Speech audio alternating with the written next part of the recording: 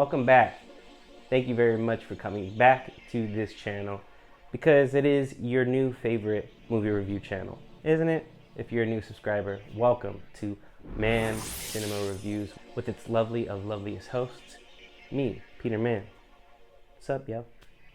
On today's episode, we're going to get into it, Kingdom of the Planet of the Apes. But before we get to that, let's go ahead and do some housekeeping. That is to press like, subscribe, and be sure to hit the notification bell as well to notify you of any and all reviews to this channel. As always, thank you very much for choosing Man Cinema Reviews. Many years after the reign of Caesar, a young ape goes on a journey that will lead him to question everything he's been taught about the past and make choices that will define a future for apes and humans alike. So, here we are in a new iteration of Planet of the Apes. This is a revered series that goes back decades. It was revamped by Tim Burton with the Planet of the Apes remake with Mark Wahlberg. Yeah, let's skip that one. Then it was brought back to life with Rise of the Planet of the Apes, directed by Rupert Wyatt. But it really didn't take effect until we saw the subsequent films, and that was Dawn of the Planet of the Apes and War for the Planet of the Apes, which was directed by critically acclaimed director Matt Reeves. Now, Matt Reeves was the reason why people paid attention, because Dawn of the Planet of the Apes has to be the best out of the series. I know I gotta go back to Charlton Heston days for those that have been a fan of the series thus far. But I will say that that film did raise a lot of eyebrows. It just breathed new air into the series itself. And Wes Ball is the new director of the series. You may have remember him from the Maze Runner series. That's actually the only 3 features that he's directed thus far. But he's looking to go ahead and take on a new franchise, and that is with the entry of this film. I will say that I was pleasantly surprised. Actually, when I saw the trailer for this, actually numerous times I saw the trailer. I feel like every time I went to the movie theaters, it played the trailer over and over again, trying so convincingly to get me hooked and get me on board with Kingdom of the Planet of the Apes. Now, I will say, just judging off the trailer, I thought personally that it looked lackluster. It didn't, surprise me in the least. Looked like and smelt like a Planet of the Apes film, but I decided to go ahead and go to an early screening with me and the boys, me and the homies, to go see this film. And I have to say that Wes Ball has done his thing. Science fiction is this guy's bag. I will say with the new cast, Owen Teague. Previously, I think I've only seen him in a couple of things. Notably, he played a bully in the first It, Patrick Hockstetter. He is the main character in this film, Noah. He is the focal point, the fulcrum point, if you will, of this series.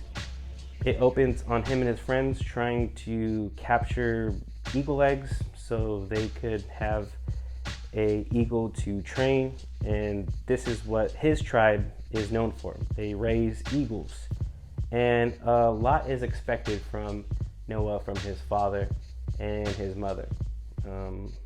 But things get into turmoil when a human, or Echo for these group of apes, has come to the picture in the wilderness. They are shielded from this tribe, from a place that they don't go beyond.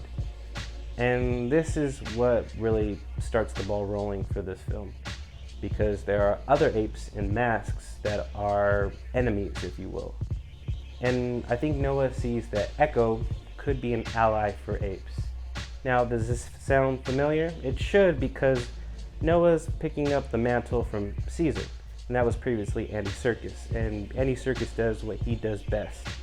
In this film, I will have to say that I think Wes Ball and his team of new cast members do actually what they can to create a great entry point into the series.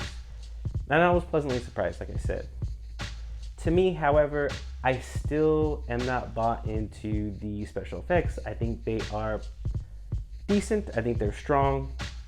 I think Westball does have an eye, a technical eye for the special effects. However, to me, it still seemed a little shoddy to me, not fully coming into its fruition. But maybe subsequent films, if this film is successful, we can see what Westball does with this series. The new villain, played by Kevin Durand, Proximus Caesar, he's very villainous, and I will say that he does pick up the mantle for this series. Previously, it was Koba. I will say that the Apes is not what is a cause for concern. It's really the humans, and it's not called Planet of the Humans, it's called Planet of the Apes. I know that they're not the focal point, but you still have to play off from the humans. I will say William H. Macy comes in and sort of saves the day. I think Freya Allan as May. I'm not familiar with The Witcher, but to me, she just wasn't as compelling to me. I didn't, invest too much interest in the humans this go round. But I will say that with the cast of Apes, with Kevin Durand playing a great villain, and like I said, Owen Teague, who is fairly familiar to me, really does do all that they can. I will say that color me interested. I think that Kingdom of the Planet of the Apes is a great entry point, but still I have reservations for this series thus far in this new iteration. But I did give this film a chance. I will say that the storyline is very compelling. It had me within the first act, definitely. I think there is a little bit of air to breathe, a little bit of white noise, a little bit in the second, but the third act really does pick up, and it is very strong. I will say that Kingdom of the Planet of the Apes is here to play, and I am looking forward to seeing subsequent films in the series. I think this is a good time. This is a great entry to the summer of 2024 films, and I will give Kingdom of the Planet of the Apes a strong 3.5 stars. I think this is a winner, and I think it is strong within this series. Let me know, did you go venture out to the theaters and see Kingdom of the Planet of the Apes? Let me know your thoughts on the film down below. As always, please press subscribe, continue to press like, and leave a comment occasionally. Let me know that you're out there. Thank you very much. This has been Man Cinema Reviews. We're out.